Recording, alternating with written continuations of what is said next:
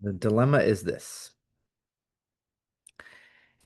Uh, if you study the ACLS algorithms very closely, which I highly recommend you do, these are algorithms designed to help you develop reflexes in critical situations.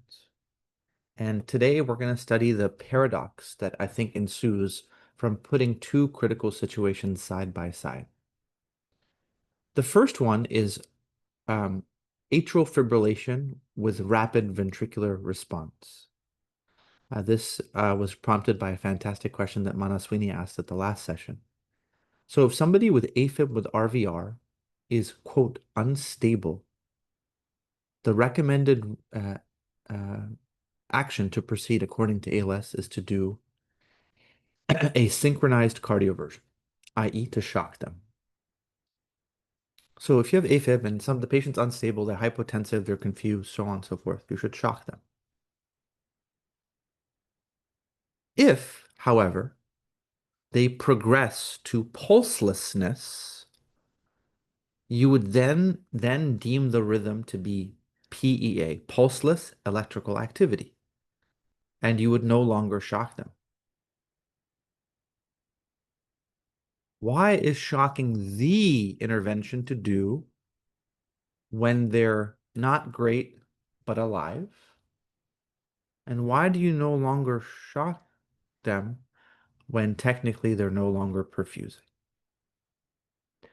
And that's a question we're going to take an hour to answer, but I would love for you all to hang out with each other in breakout rooms that are 5 minutes long to catch up, chat, relax.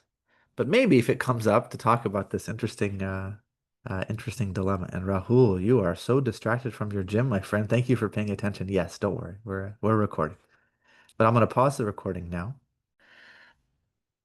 All right, guys. So we'll definitely have you reconvene in small groups to reflect on that same question, if you had the chance to talk about it when we come back. But let me share with you where this reflection comes from, and it comes from a case. So this was a case of a gentleman who was brought into the emergency room for AFib with RVR, and his heart rate was in the 140s, and his blood pressure was normal. It's about 110, 120. And the interesting thing about him is that it was very obvious on the monitor that his heart rate was 140. However, when he got his formal vital signs done with a pulse oximeter, it showed up as 70. So the place to begin this reflection is to analyze what this means. And I just want to be crystal clear, so I'll say it one more time. The heart rate on the EKG is 140, yet the pulse ox on his finger shows a heart rate of 70. So Julia, maybe I can ask you, I'm curious, what do you think of uh, this finding? So the pulse is like Yes. 70, Yeah. the oxygen pulse, and then the heart rate itself is 140, right? Yes, exactly. His O2 saturation on the pulse ox is 100%, thankfully. But when you put this to measure the pulse rate, it's measuring 70. And the oxygen pulse is functioning Yeah. while there's no problem. Okay. Very good. Yeah. Um, I would think that if there's this difference, something is going on between the heart and like the pulse that is coming from the fingers. I'm not sure if, like, for example, in the heart there's some pulses that is generating, but there's not enough coming Oh. to the periphery. I'm not sure. I'm trying to understand. Yeah, isn't it amazing? So you weren't really sure, but it's amazing how you deduced it with other knowledge what this is. This is absolutely right. So there is essentially beat to beat variation in the perfusion of the heart. And there's many different terms that are applied to this in the literature, including the term which I like the most called pseudo bradycardia. And the idea being that the only reason the patient's pulse ox is picking up 70 and the heart is beating at 140 is that there is variation in the amount of left ventricular filling And the stroke volume is not constant, meaning that in one moment the stroke volume is X, and another moment it's X over 2. And so this really opens up the really brief but important reflection on perfusion. And we think of hypotension as a overt phenomenon that somebody's blood pressure is either low, normal, or high. But I think this situation, Julia, emphasizes that there's some nuances here. So if you study the patient's blood pressure in this instance, when they're X over 2, it's not so good, to the point where it doesn't even reach the finger. But when you study the blood pressure when it's X, you're like, oh, this is great. And so let's chat for a moment on the range of hypotension. So I will tell you, the worst scenario, the most extreme, is pulselessness. This is the scenario we talked about earlier. There's absolutely no pulse. The scenario short of that is shock, where there is a pulse, but the patient's is that pulse is not sufficient to perfuse the patient, as evidenced by altered mental status, lactate elevation, acute kidney injury, so on and so forth. Um, there's an internal tradition that I try to confuse you all, and anytime that I ask Julia a question, I must follow it up with a question to Jillian. Um, so, Jillian, I'm curious, can you think of other iterations of hypotension? So there's pulselessness, shock, any other conditions you associate with a low blood pressure that aren't those two things? Um, I guess, um, I mean, I think I'm thinking like of both etiologies of hypotension, but also just like Hmm. other states. So like somebody could have orthostatic Good, hypotension, good, um, good. or I guess like I would think of pulselessness and shock as sort of like somewhere on a range of of like what the consequence of like how hypotensive the person is. So a person could just have hypotension like without shock, just like hypovolemia. Yeah, absolutely.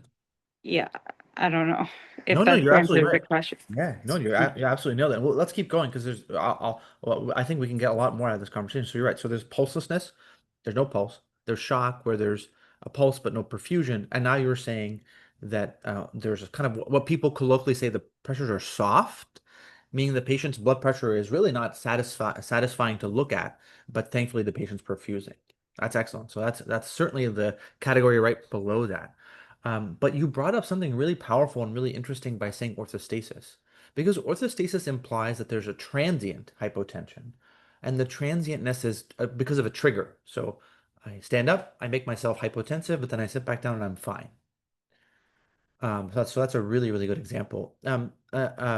Syncope is an interesting one to think about. So syncope is another transient example along the spectrum of orthostasis, where the transient nature in syncope may be triggered, maybe because you stood up, you passed out, and you sat back down, or it may be spontaneous, say from a really bad arrhythmia. So we can keep sort of iterating this, and this is where I think a big picture analysis of this space that I just want to share with you real quick, because we're going to analyze the spectrum. This whole conversation is based on this topic, right? Because we're saying, why in AFib with pulselessness do you not shock the patient? But in AFib with more milder blood pressure changes, particularly those that are severe, you should. But here's a crack or an attempt at trying to sort of paint the spectrum of hypotension. And you'll see that this is the most obvious category, but you'll see a more subtle division here of central hypotension versus peripheral hypotension.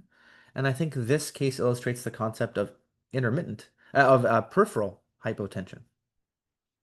The idea being that in the patient I just shared with you, he is perfusing his brain. He's awake. He's wide awake, and then his brachial blood pressure is 110. But as soon as you get to his finger, you realize actually he's not perfusing his finger very well. So we'll study this in more detail, but I think there's a lot of interesting things to reflect on, including where the patient is hypotensive, centrally or peripherally, how long they're hypotensive for, acutely, hyperacutely, episodically. There's all sorts of iterations of this. But what are we talking about today? We're talking about, in this case, that the patient has transient, because it comes and goes. It's picking up 70 beats, right? And it's only distal. So I think the significance of this concept is really interesting to be like, why would the patient intermittently only hypoperfuse his peripheries? I think that's probably the most mild form of hypotension. I can't think of anything that would people would draw people's attention because it's only intermittent, it's not continuous, and it's only the furthest part of the body. So um everything left of that is like probably normotension. So, Shreya, I'm curious, what, this is a very hard question and there's no answer. This is really the conversation, but I'm curious, what do you make of what this could mean that he sometimes only hyperperfuses his peripheries? What do you think? I couldn't think much, but I think maybe the electrical activity is so irregular that sometimes the heart perfuses and sometimes not. That's what I'm thinking. You nailed it. I mean, the arrhythmia, yeah. Yeah. Are you guys paying attention to what's happening here? All three of you, Julia, Jillian, and Shreya, are like, I'm not really sure. And yeah, you're probably not really sure because you haven't maybe focused this topic. But the power of your knowledge stored in other places can really be of tremendous use, and that'll be the rest of your career in medicine. There are many unfamiliar circumstances, but at a point in your life, you'll have built so much knowledge from other places that you can start to infer or deduce. And you're absolutely right. Fundamentally, when somebody has hypotension, just the whole concept of hypotension, we've talked about in prior Academy DMRs about trying to break it down into, is it a pump problem or a vessel problem? And vessel problems are quite easy, to be honest. They come in two simple flavors. The vessel is pathologically vasodilated, i.e. sepsis, maybe anaphylaxis, maybe adrenal insufficiency. Or the vessels are empty. The patient has hemorrhagic shock, or has cholera, or has diuretic overdose. A cardiac causes of hypotension are a little bit tricky. But if you filter them down, you can also realize that you can put them into two simple categories, just like the vessel issue. Is there a mechanical issue? Massive MI, a big blockage from a PE? Or is it an electrical issue? So if you're following me, you'll see hypotension, cardiac, vessel, vessel, empty or dilated, cardiac, mechanical, or rhythm. And if you go back to what Tria said, she said the rate is irregular, causing erratic filling, causing erratic stroke volume. And so she is fundamentally attributing this transient distal hypotension to the arrhythmia, right? And that's why if you're in this situation, and if this situation starts to maybe get worse, where the patient now potentially goes faster or has something going on to the point where maybe not pulseless, but hypotensive, be like, I got to get rid of that, right? So the key aspect for us to analyze is what changes when you go from hypotensive to pulselessness. Why does the attribution change? Because very smart cardiologists are telling you that when the patient becomes pulseless, shocking the rhythm does nothing for them. And that's what we're going to study for the remainder of this session. And because we're going to zoom in on that, let me just sort of summarize what we've talked about so far. So the first thing to really study is this phenomenon of pseudo-bradycardia, which happens not infrequently, where there is a difference between the amount of beats here and the amount you can measure here. All other things are normal. Blood pressure is normal, mental status is normal. If that's not the case, you're in a different severity of hypotension. And what does this tell us when this is happening? There is beat-to-beat variability in the cardiac output. And usually there's beat-to-beat variability in the cardiac output because there's something that's changing. What in the heart is changing? An arrhythmia, usually. And that's the progress we made so far. What are we going to study? Why there's a difference between this kind of hypotension and pulselessness. Why for this kind of hypotension you may focus on the rhythm, but when the pulse is gone, it's pointless. And it comes from I think the beginning comes from trying to answer this question. So Leah, I know you've seen a lot of patients with this, and actually this is a reflection that tails back to something that you and I talked about maybe a year ago. But I'm curious, what's your sense of the number of patients with atrial fibrillation with RVR? Do you feel like everyone with AFib with RVR has this phenomenon of pseudobradycardia, or is it a fraction of people, or is it none? I mean, it's not none, it's at least this patient, so maybe just him and nobody else. What's your sense of the frequency of this phenomenon? So the frequency of RVR or with the hypotension? Yeah, sorry, the frequency of pseudobradycardia. So when the patient's heart rate's high, but the pulse ox measures it as a fraction of that number.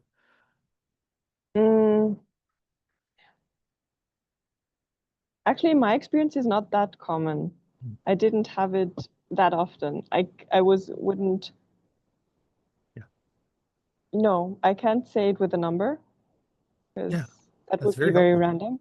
But my feeling is not that common. Super, super helpful. Let's get Mark's take on it. Oh, I think he's moving around. I can't tell if he can jump in. But Mark, what's your take on it? Common, uncommon? Where does this phenomenon lie in your world? Yeah, I would say very, very uncommon. And the reason I say that, I talked to my group that, and this might be related to what we talk about in a little bit, but like most patients with AFib can tolerate RVR just fine. It's patients that have kind of a second hit, and that patients that need their atrial kick to perfuse, and that's usually patients with left-sided preload dependent states. So the classic case is someone that can't handle AFib is someone with a severe aortic stenosis that has a fixed stroke volume because their valve is so stenotic, so they need that atrial kick. So as soon as they go into AFib, they tank. But besides that, patients that have like a structurally normal heart, for the most part, they do just fine with AFib with RVR, and unless they have another cause for hypotension, like they could have AFib from RVR because they're septic, AFib from RVR because they have a huge PE. That's a separate. But if it's just purely AFib, they really shouldn't be hypotensive unless they have a very preload dependent state. Absolutely superb. You said it so well. And if you heard what Mark said, if you go back to that original schema of hypotension, eliminate the vascular just for simplicity. You're like pump, focus on the pump, mechanical or rhythm. What Mark just emphasized, layered upon Leah's observation that this is not common, is if you are going to have an arrhythmia that does this, pseudobradycardia, you must be sitting on a mechanical complication as well. That an arrhythmia alone is insufficient to cause any form of hypotension. And if an arrhythmia is causing hypotension in any form on any scale of that spectrum, there must be a mechanical issue. And we're going to zoom in, and Mark just taught us the base rate of mechanical issues, right? But we're going to try to zoom in on the concept here. But if you remember what Leah said, it's like, I don't see this very often. That's great. If you did, we'd have more trouble. But what if you see it, what are you diagnosing? You are not diagnosing just atrial fibrillation with RVR. You are diagnosing a structural mechanical problem in the heart that is being illuminated by this phenomenon of AFib with RVR. An arrhythmia does not cause hypotension in of itself. It is a contributor. But what I really should say, because all of you are like, no, that's not true, and you're right. There are some that can cause real bad trouble, and maybe Selsun can illuminate us on what you think. Can you think, Selsun, of an arrhythmia that alone by itself can cause cardiovascular collapse and hypotension?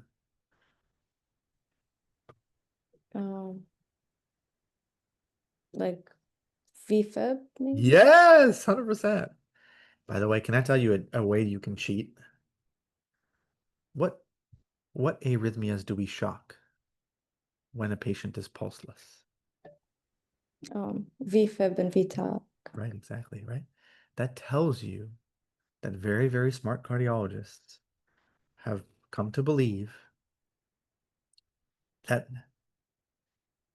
the arrhythmia, which the only thing you're treating by shocking a patient in VFib or VTAC, is the arrhythmia. So if somebody has those, excuse me, the arrhythmia can be alone can be causing hypotension. Why VFib and VTAC? What do you think, Saket? Why that? What is it about that arrhythmia that distinguishes it from AFib or aflutter or? I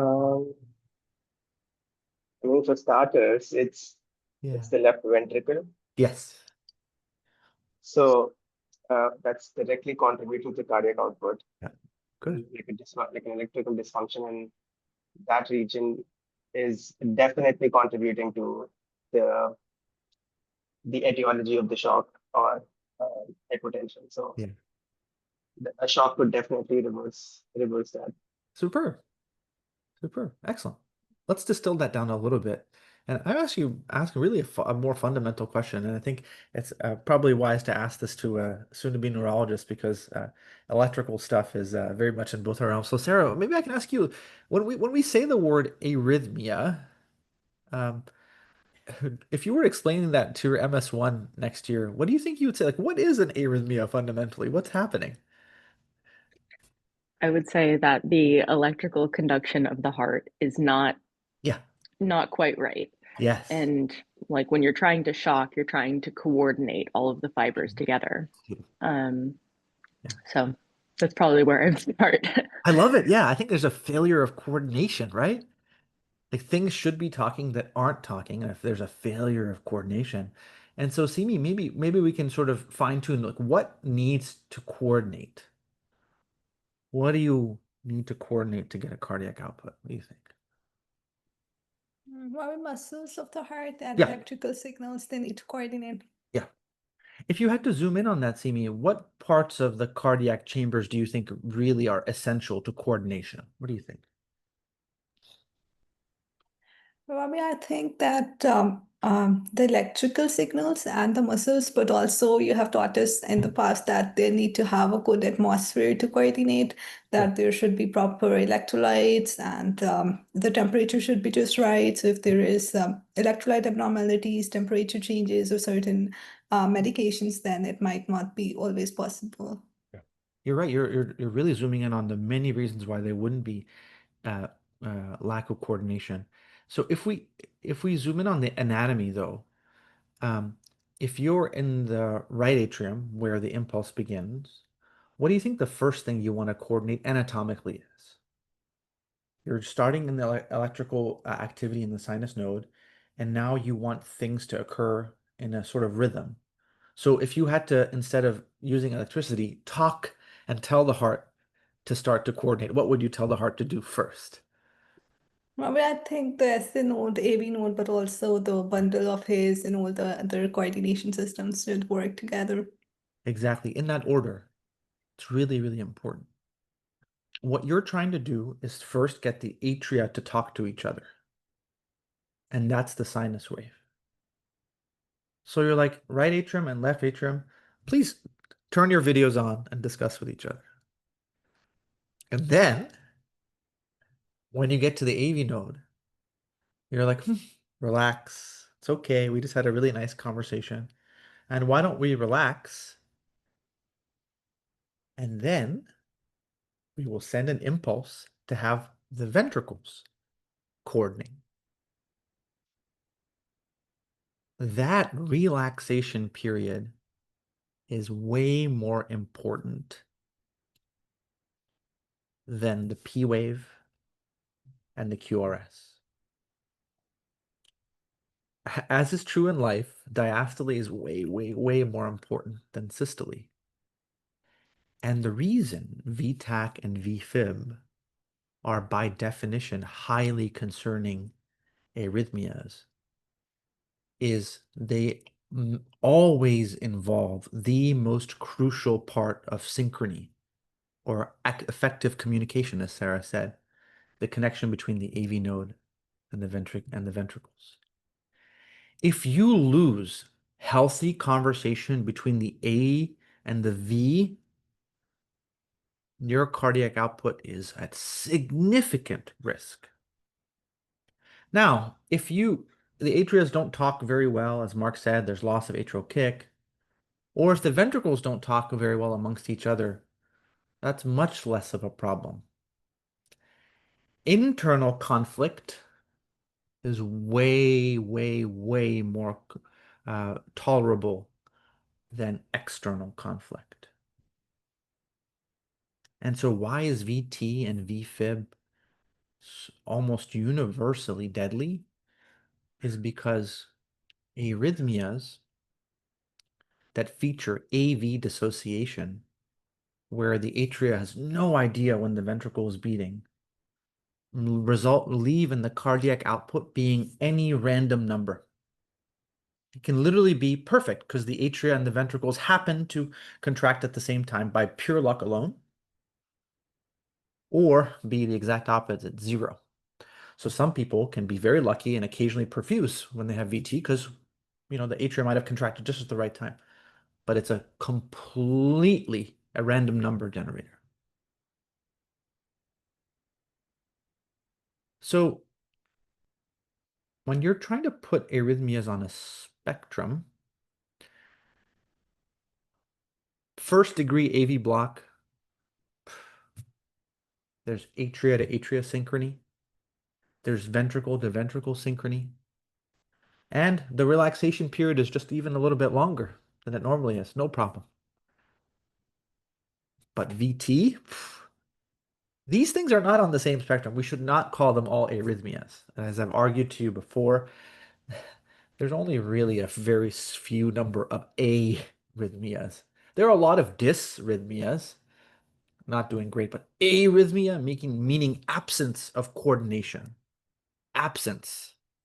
My favorite thing in Japan was when people are trying to say no to you, they do this. I love it. It's like a very stuck with me. Because we parked our bikes on a public street, which is a very bad thing to do in Japan. And many people came out and said, humble lesson learned. But anyway, yes, arrhythmia. Only really a few. So, Lyra, can you think of another arrhythmia, which means that cardiologists tell you you need to shock the person somehow to get them to perfuse? What do you think? Yeah, I'm thinking of VT and VFib. Yeah. Perfect. And outside of VT and VFib, can you think of anything else? It's a difficult question, but there is one that cardiologists that involves AV dissociation that you need to shock, but shock creatively, not I can't shock them, but somebody else can. What do you think? I think also of electrical cardioversion, like in AFib, but the patients usually are stable at this moment. So, all right, let me help you. What can you think of that also causes AV dissociation, complete AV dissociation, in addition to VT or VF? like a third degree heart block. Exactly. And you need to face them. Yeah. Exactly, right? So you're internally shocking them in a very rhythmic way. So here's what we're talking about.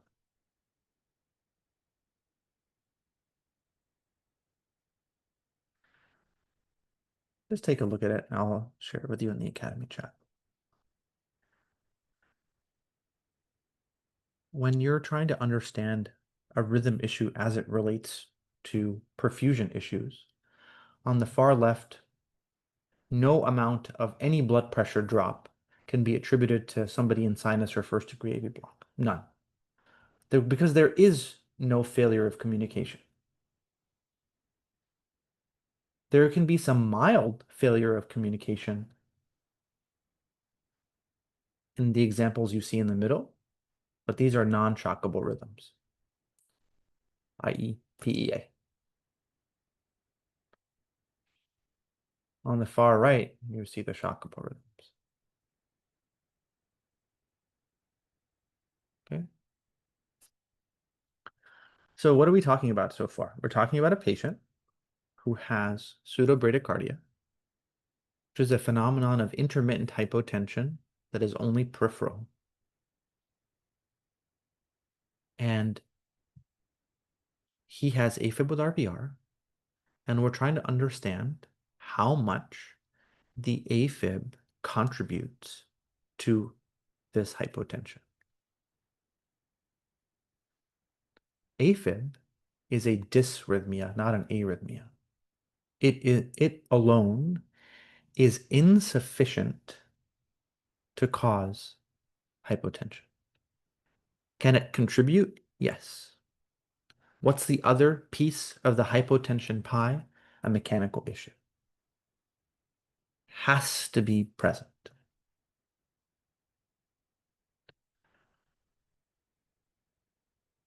When a patient is pulseless,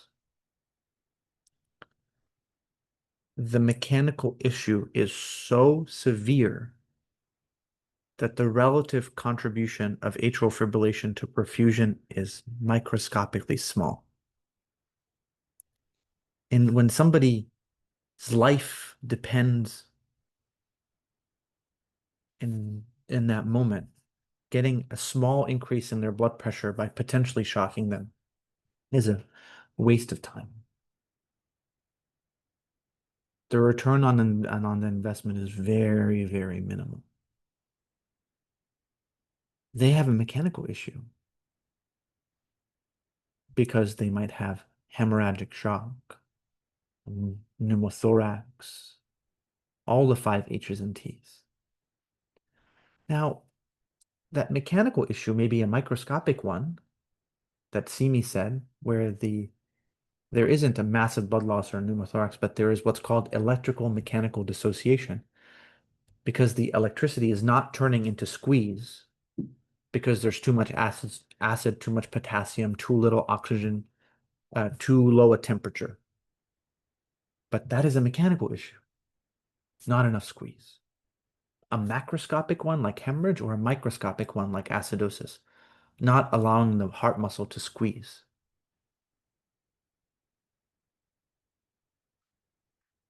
So a dysrhythmia contributing significantly to pulselessness, only an arrhythmia, shock. Dysrhythmia, focus on the mechanical issue. It is not worth it to get 4 or 5 millimeters of mercury in somebody who's not perfusing.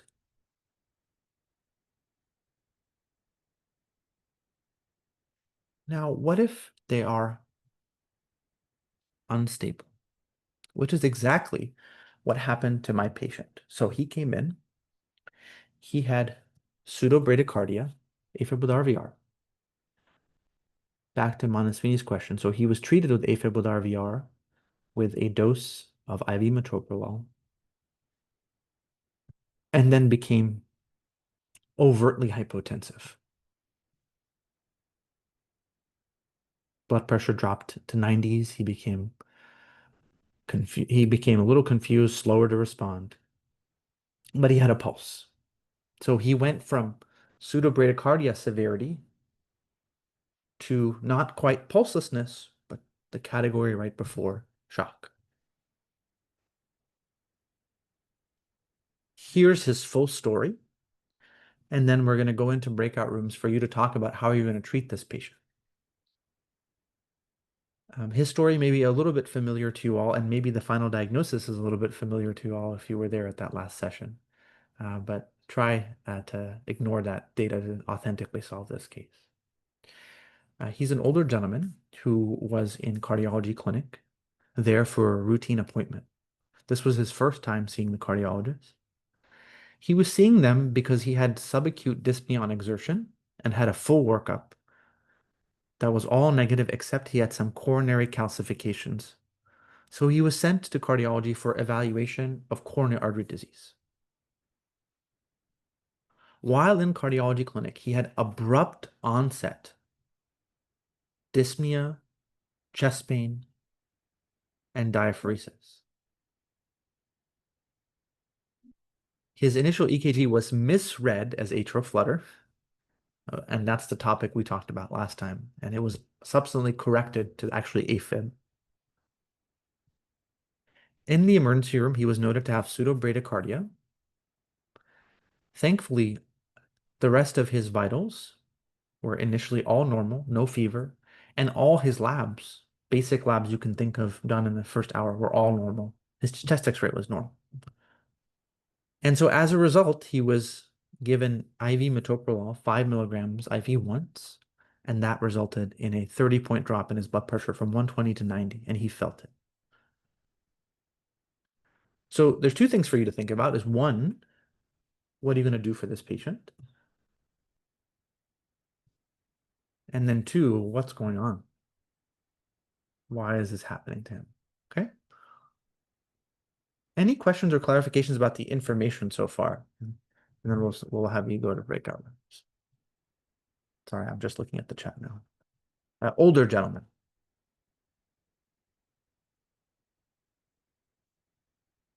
Mark, I'm seeing your comment now. That's really funny. Yeah, this is the one time a stethoscope for aortic stenosis would be helpful. I will tell you, he did not have a murmur. But I'm really glad that's on your radar. Okay, all right. I'll see you all in like 5 minutes, okay? Okay. Welcome back, everybody. Mohammed, maybe I can ask you, what was the conversation like in your group? Well, Rabih, the conversation was amazing. We talked about the possibility, regardless of AFib with IV or RVR. We talked about the mechanism that when we give beta blocker to this patient, there is maybe an extra conduction block we are inducing. So we considered the possibility if there is an accessory pathway other than the AV bundle of his, there is maybe an increase in severity of arrhythmia, decreasing cardiac output, increasing AV dissociation. Also, we talked about if there is an existing, a pre-existing mechanical left ventricular outflow obstruction that becomes so severe after we give beta blocker. Also, we considered if there is something inducing this AFib with RVR, like atrial fibrillation, like pulmonary embolism. So we considered the treatment of the underlying cause of AFib with RVR. Absolutely superb. That was so well done. Magnus, what was your conversation like? Yeah, so I got some amazing wisdom from Lyra and Manaswini, and yeah, we talked about, or Lyra mentioned that we should definitely get a new EKG to confirm, to see also what the electrical activity in the heart is like after we gave this metoprolol, and also an echo to rule out any structural causes, because we are very concerned that there might be some structural disease in the heart that we missed, like, for example, something obstructing like a PE or a tamponade, or something affecting the outflow of the heart, or yeah, anything like that. Superb. Love that. Such powerful reflections on all of your ends. Thank you. Aaron, what about you? What about you and your group? We had a similar conversation about like how did the beta blocker cause this? Like Mark brought up a good point that most people shouldn't be becoming hypotensive after like a single dose of metoprolol, and we really look to the there being an underlying structural cause. And then we also talked about Leah mentioned something about thinking about the AFib. Is this in response to something? Like, is this is this tachycardia like a physiological response to like a stressor or something? And yeah, so those were just like good things to think about for me. Beautiful. Okay. I really, really appreciate all that wisdom. We have two seasoned members of the Academy who have not yet spoken. That's Vinny and Anmol. Maybe together, by unmuting and talking with each other, you can decide if you would like to shock this patient or not shock this patient, because that's the decision that's in front of you right now. So Anmol and Vinny, maybe you can discuss with each other, with us staring at you both. Yeah. CRC leaders, what do you think? Yeah, so Emil, I was considering not shocking this patient because I believe that when you have the like the AFib could be compensatory in the situation and just look for the hemodynamics of the patient.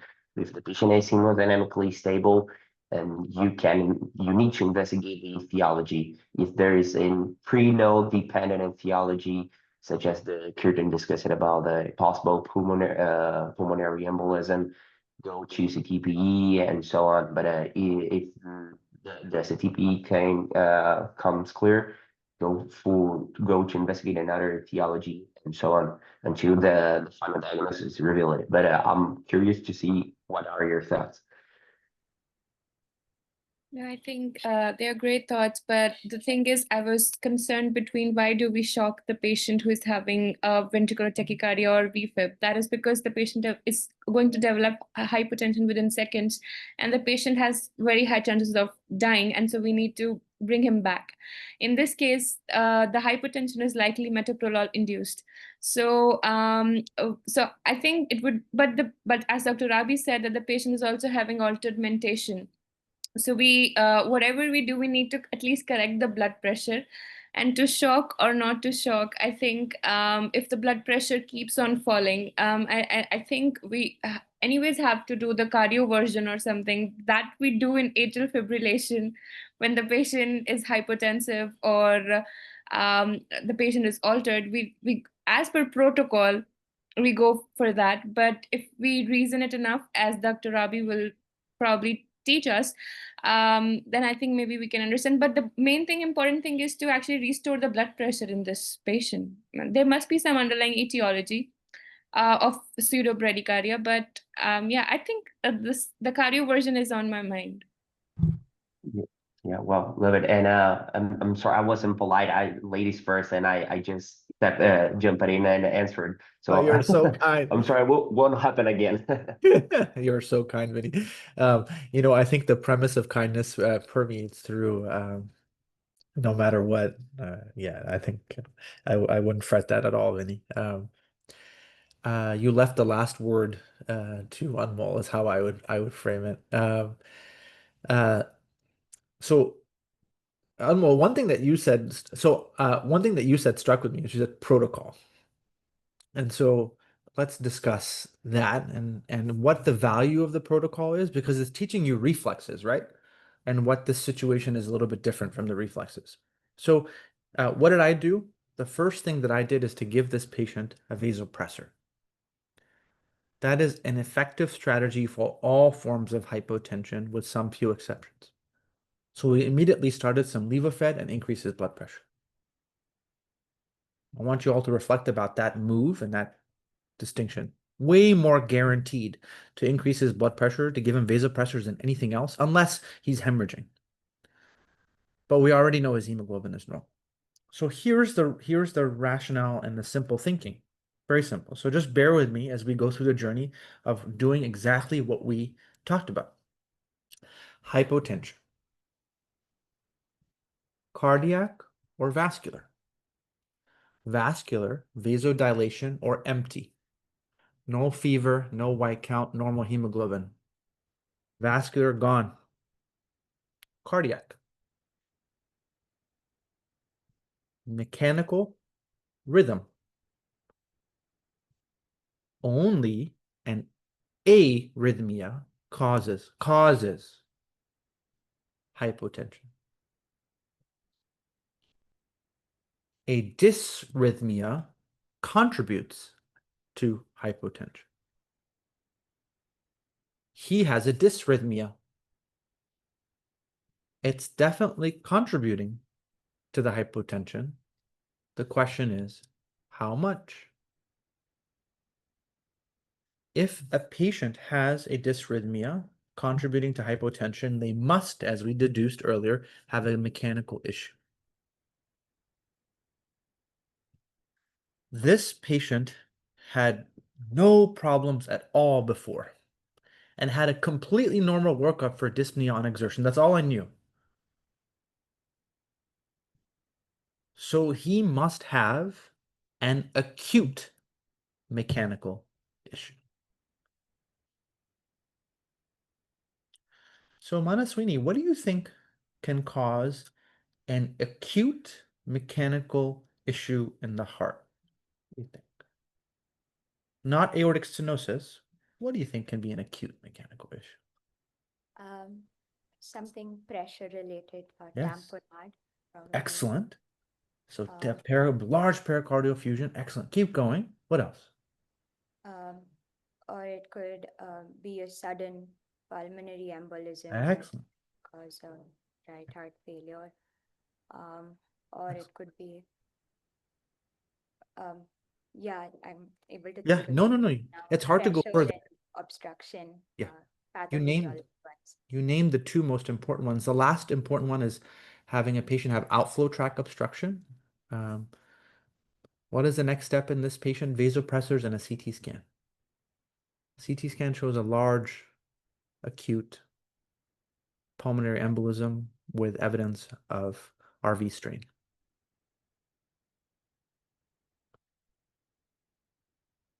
So key to realize that shocking him would do nothing. Maybe increase his blood pressure for a little bit by a little bit. Why is when somebody is pulseless, shocking them is useless? Everybody recognizes that. Shocking somebody whose pulseless is useless because if somebody doesn't have an arrhythmia, VT, VF, third-degree heart block, the dysrhythmia contributes a small amount to their blood pressure. If you are going to go from pulselessness to anything meaningful, it's not by restoring rhythm, unless that rhythm involves complete AV block, AV dissociation. Why do we shock patients with dysrhythmias? Well, you have to do something if their mechanical issue is a static, unmodifiable one. Because if, as Anmol said, you have to do something to increase this patient's blood pressure. And if somebody has a mechanical issue that is stubborn and deeply embedded and unmodifiable, like severe restrictive cardiomyopathy or aortic stenosis, what are you going to do about that? Are you going to put a aortic valve replacement right then and there? No, you can't. Are you going to make this patient's ventricles happy and relaxed right then and there, or fix their mitral stenosis or regurgitation? No. What else can you do? The only benefit you will get in shocking a dysrhythmia is by knowing that their associated mechanical issue, which has to be present for them to have hypotension, is unmodifiable or not rapidly modifiable. It's much easier to shock somebody if you also know that the consequences are less. In this patient who was diagnosed with new atrial fibrillation, who was not on anticoagulation, there's a little bit of a risk of thromboembolism from that cardioversion. So he was admitted to that intensive care unit, was given TPA for massive pulmonary embolism, and thankfully had an excellent outcome. Did very, very well. What are you learning? I think you're learning a really, really, really important phenomenon of fundamentally comes down to the word dysrhythmia versus arrhythmia. And there are only 3 arrhythmias: third-degree heart block, VT, VF. In any other situation, a rhythm issue contributes to hypotension, but the major piece of the puzzle is not the AA or VV dysynchrony. The major issue often is the concomitant mechanical issue that the arrhythmia exacerbates. And if you can do nothing about the mechanical issue, as Anmol said, protocol, the only thing you can do is shock the patient. But if the patient has a dysrhythmia because of any other dynamic reason, hemorrhagic GI bleed, sepsis, pulmonary embolism, you can do something about the concomitant mechanical issue. And so instead of investing in shocking the rhythm to get 5 or 10 blood pressure points back, you should invest in the mechanical issue and stop the esophageal varix, because you'll get way more than 5 or 10 blood pressure points. Or give the antibiotics for sepsis, because you'll get way more blood pressure points. Okay. So this visual is key. If an arrhythmia is not inherently shockable, third-degree AV block, VT, VF, the only time worth shocking outside those situations is if there is nothing else you can do mechanically. Bringing the vessels back down to squeeze again and not be so dilated. Filling up the tank with hemoglobin. Or unclogging the blockage. And thankfully, in him, we got a little lucky. Because by giving him IV metoprolol and worsening his status, you proved that, as Shreya said, slowing down his rhythm was not contributing to his hypotension. Because remember what she said? The irregular rhythms is causing impaired filling in the ventricles because he's going so fast. Well, we slowed him down and he got worse. That proves that the dysrhythmia is not causing the hypotension. That in this circumstance, the mechanical issue is the driver of it. Okay. Let me stop there and see what questions or reflections you all have.